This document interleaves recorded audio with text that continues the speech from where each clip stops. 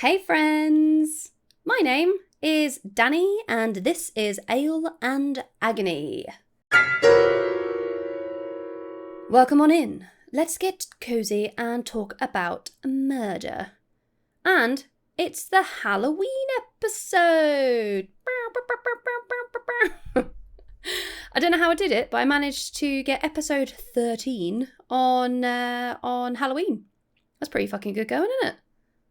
I have a suitable amount of pumpkin, bourbon, maple candles in my life to signify that it is in fact spooky season. Plus, the clocks go back on Sunday, which really signals that winter is truly coming. And I did check, that's the one where I get an extra hour's sleep. Fantastic. For those of you who have a keen interest on my health and well-being, yes, I finally have hot water and heating after nearly 4 weeks without it. And oh my goodness, I had a bath last night and it was bliss. I am such a whore for Lush products, so my poor bath bombs were just sat there looking so sad. And it started getting chilly in the mornings, so radiator pants will be coming back into my life sometime very soon, I would imagine. I have just received my fresh Brewdog and Friends monthly subscription box, and I wasn't going to drink an ale tonight because I've got the gym at 5:30 in the morning, and it's currently 10 past 11. No, it's not. I lied. It's 10 past 10. I can't read the time. But I've already recorded this episode, and the bastard didn't take, so I am cracking open a can of beer. Let's do it. I'm drinking a can of Brewdog's Silk Road. So get yourself a blanket, maybe light a candle, and strap yourself in because I will be telling you about an at-home exorcism gone terribly wrong. So let's crack it open.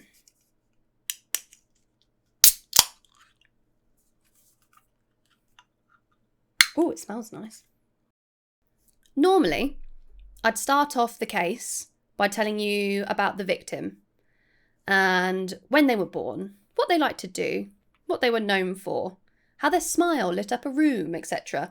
But even though this case only happened in 2016, it is honestly so hard to find any personal information about the victim. And 2016 feels like it was only a couple of years ago. Do you remember 2016? It's when Alan Rickman died. Man.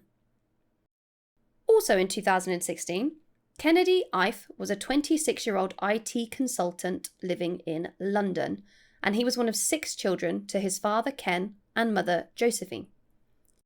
The family were referred to in many sources as charismatic Christians. And this is not the first time that I've heard that phrase. So I Googled it.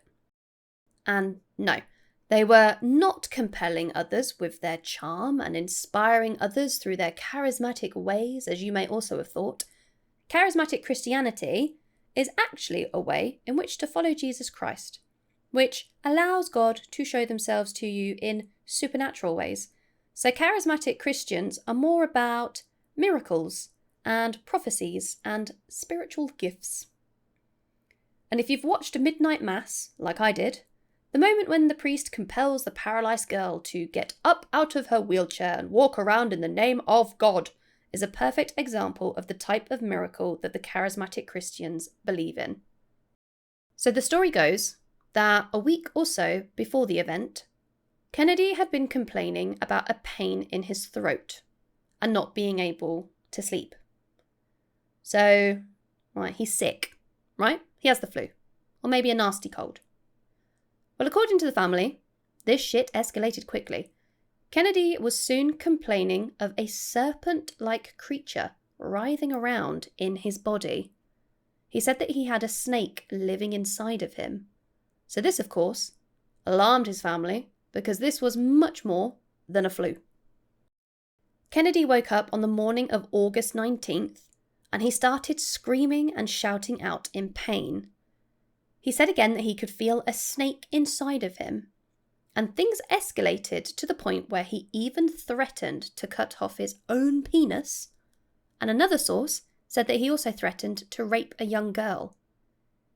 None of the sources say how this came about, but his brother Roy Ife later told jurors in court that he, Kennedy, had his hand in his boxer shorts, and he was saying something along the lines that he wanted to cut off his penis. It was shocking to hear.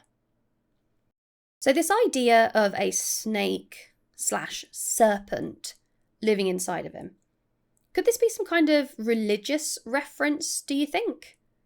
We know that Kennedy was super involved in the church and was also heavily religious, like his family.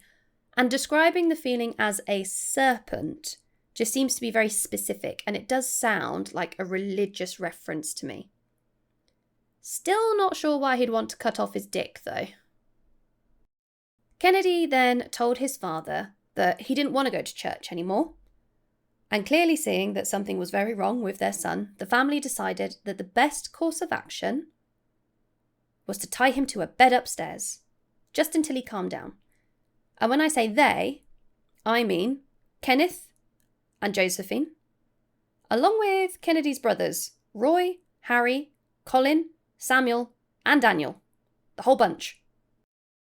And they later said that they tied him to the bed because they were worried that he was a threat to himself and the rest of the family.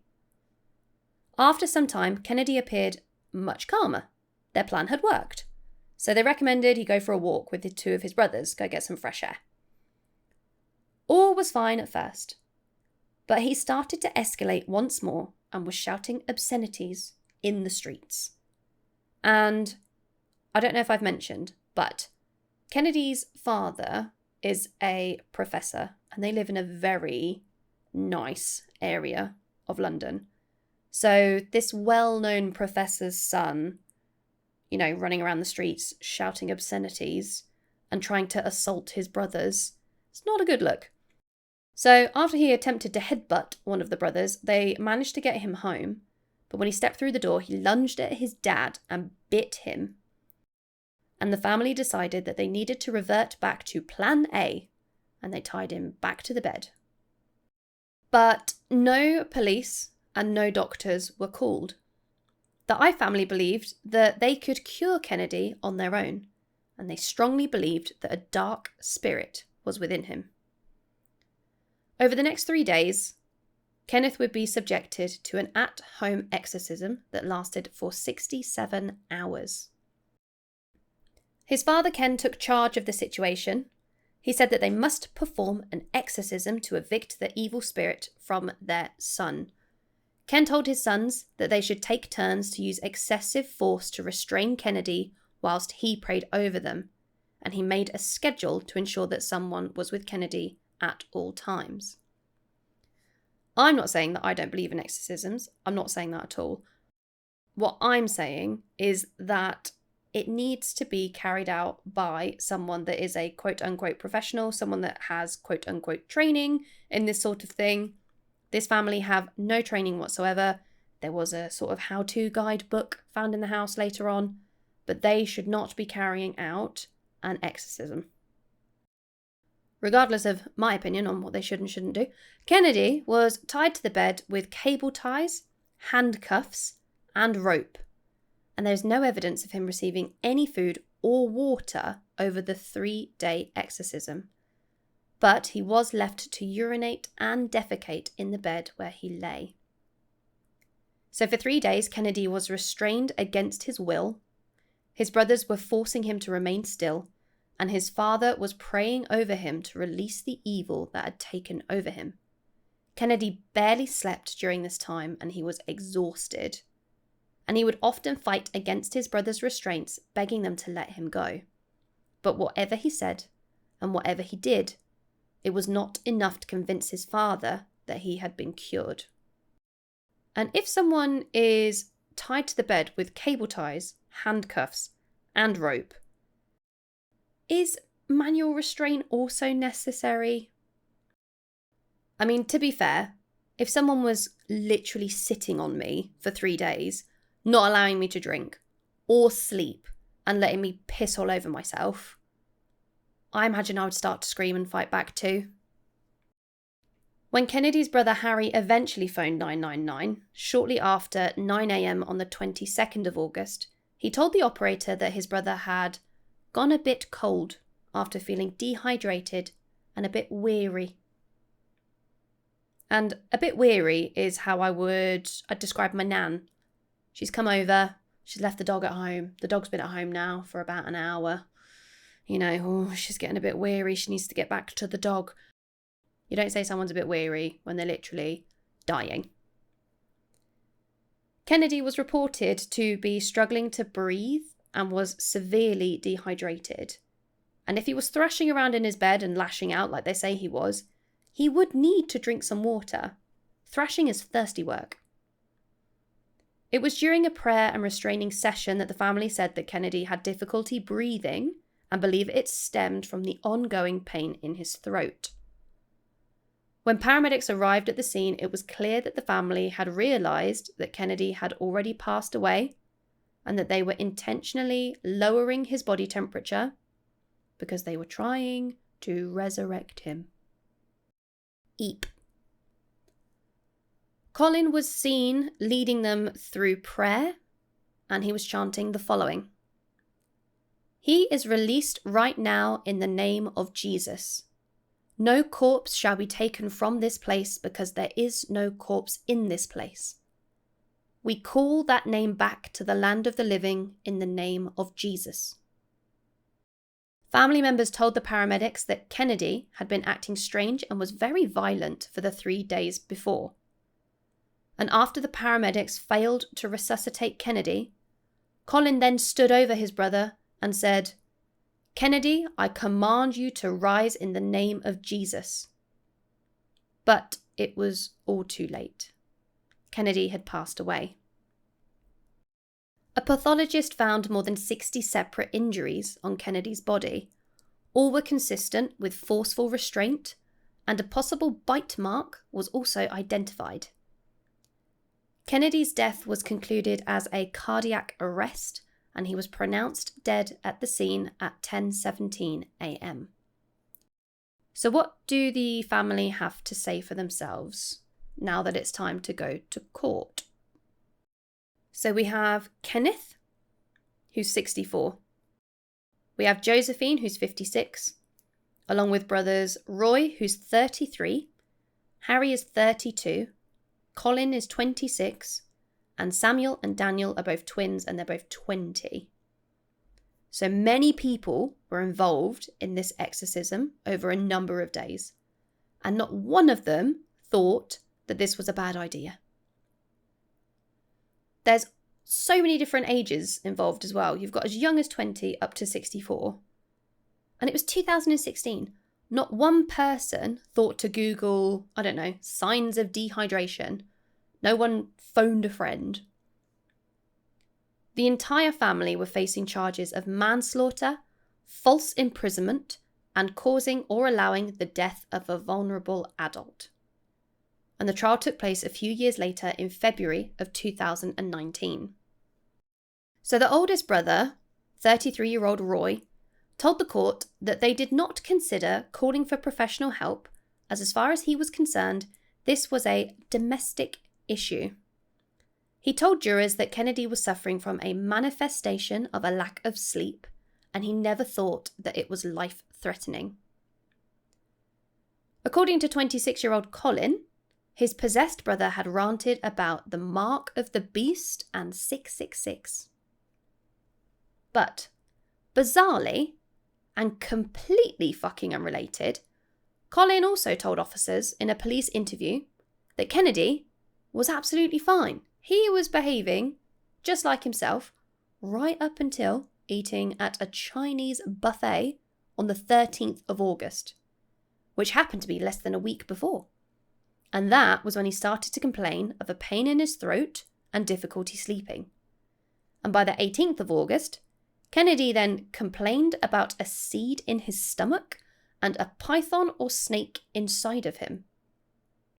And how on earth that was instantly connected to crispy chili beef in Colin's mind, I will never know. I wouldn't even say that it was food poisoning, because based on personal experience with Chinese buffets, that bad boy kicks in pretty much immediately, not a week later. Colin then added that something took over him. We believe it was a demon because it was obviously not normal. It was something evil. But there were some other unusual clues found in and around the Ife home that were presented at trial. When police searched the house, they found a handwritten note on Josephine's bedside, and it said the following: "Anyone who has bewitched your son or daughter, if you feel your child is under a spell, pick up earth and throw it to the north, south, east, and west for 4 days. After, there will be an encounter."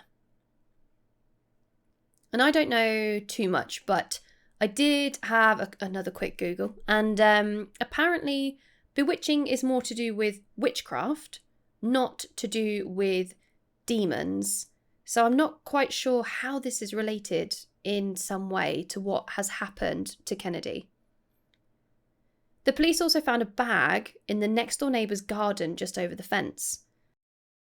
And inside, they found a bundle of cable ties, along with the handcuffs that had been removed from Kennedy before the paramedics arrived. So the abundance of cable ties showed that the exorcism was likely to continue for some time. So the family had planned to continue with the torture of Kennedy if he had lived. And regarding the handcuffs, 33-year-old Roy put his hands up and admitted to buying them a few years before, when he was considering getting into the security industry. Roy told jurors that he panicked when he heard that the police would be called, and so he threw them over the back garden fence because he was unsure whether it was legal to own them. And I don't know, I just thought that was really bizarre. Why would it be illegal to own handcuffs? So I looked it up, and according to the UK government website, there is no law in the UK that prevents civilians carrying handcuffs. SIA licensed security operatives have no legal powers over and above other civilians. Anyone who does carry handcuffs should be aware that their use could constitute a crime unless they can show that using them was reasonable and proportionate in the circumstances. So I personally feel that you would throw them over the fence if you knew they were going to get you in some shit. And after everything that I've told you, which is pretty much all I can find on the case, on March 14th, 2019, Kenneth, Josephine, Roy, Harry, Colin, Samuel and Daniel were all cleared of manslaughter, false imprisonment, and causing or allowing the death of a vulnerable adult. How? Like, they all allowed the death of this guy, like, fucking obviously. False imprisonment as well. They literally tied him to a bed. I don't understand how they got away with false imprisonment and causing the death of a vulnerable adult. They literally starved him and didn't allow him to drink any water for 3 days, which I think would also go hand in hand in allowing the death. I don't understand how they managed to get away with everything. But I don't know if you recall at the beginning, because we're going to go back to Daddy Ken, because he has quite the professional profile.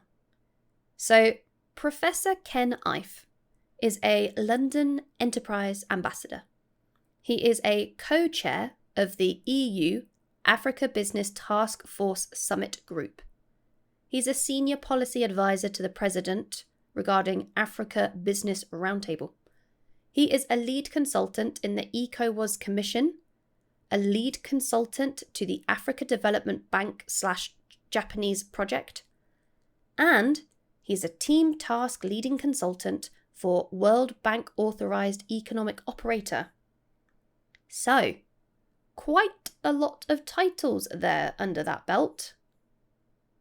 There are also many photos on Ken's website, because yes, he has a website, where he is photographed with the Queen and other notable members of society. Does Ken's position in the UK mean that this case gets minimal coverage and it gets buried so he can continue to bear all of the titles that he has? Just speculation, obviously. There are no posts from Kenneth's friends or colleagues or other family members that I could find. I can't even find a photo of him. It's like he's literally been scrubbed from the internet. And I'd imagine someone somewhere had some very strong views on what happened over the course of those 3 days. But unfortunately, Kenneth died as a result of a botched at-home exorcism, and he died at the hands of his family. And I don't think that his father referring to Kenneth as his favourite son in court is going to make matters any better. And it's just sad, isn't it? It's like, it's infuriating. I don't understand how they all got away with it. Even if it was, with the best of intentions. But I think it becomes very tricky and very sensitive when it becomes about someone's religious beliefs, because if they genuinely thought that he was possessed and they genuinely thought that they were helping him, I don't know though, because then, there's lots of other crimes that are carried out in the name of religion that people get punished for. So I don't know. And then the family claimed as well that all of the cable ties that were used, they don't know where they came from. Just like bundles of cable ties were just in the house and they don't know where they came from. It's just bizarre. Really weird. And what has a Chinese buffet got to do with anything? I don't know. This case, man, should we take it back to the beginning? How was my ale? It's really nice, actually. So, Brewdog Silk Road is a is it lychee or lychee? Lychee and mango hazy IPA. And it's 6.5%, which I wasn't expecting. A lot of the ones that they send now in their Brewdog and Friends boxes, and a lot of the beers that they sell actually, are very high percent, which, I personally really like. But I feel like if you were, looking for a session beer, maybe you wouldn't be into this. But smells super fruity. It smells very similar to the Mango Hazy Jane IPA that I tried the other week. And it's definitely got a bit of a punch to it. It's very nice. I like it. It's very much a summery drink though. I don't feel like sending it out in the end of October box was the best shout. I feel like they could have done a Halloweeeeny one. That would have been fun, wouldn't it? I don't know. Like a pumpkin spice stout or something. I don't know. But that would have been nice. Anyway, so in the episode show notes, you'll find a link to a podcast that I did find that had some really good information in it, because a lot of the sources were basically just like copy paste. There wasn't really anything new and everything was very vague. But I found the Scary-ish podcast, which was really good. So I've linked that episode down below. It's a dual episode, but the first half is on this particular case. And then I've also linked a Daily Mail article as well that I found that had a lot of information in it. I often hope that I'll find, court documents or like coroner's reports or anything like that. But I can't find shit. I can't even find a photo of him, let alone anything of use. So, you can find those if you'd like to do some further reading. If you would like to support the show and you have some spare cash and you'd like to throw it at me, then you can find me on Patreon at patreon.com/aleandagony. And Patreon is where you can access some cheeky bonus content every week. And if you can't support the show with that dollar bill, you can support me in lots of ways for free. So you could leave a review on Apple Podcasts, you could share an episode with a friend, or you could mention the show across your social media platforms. You can find updates about new episodes over on the Twitter and the Instagram, and I will post some photos of this case, but to be honest, there's not going to be many, is there? I would, of course, be super grateful for any feedback, and if you have any requests or stories that you'd like to share, then you can contact me on aleandagony@gmail.com. But thank you so much for spending this time with me, and well done on getting through to the end. Let me know what you think about this case, and I hope to catch you on the next episode. Goodbye, my friends.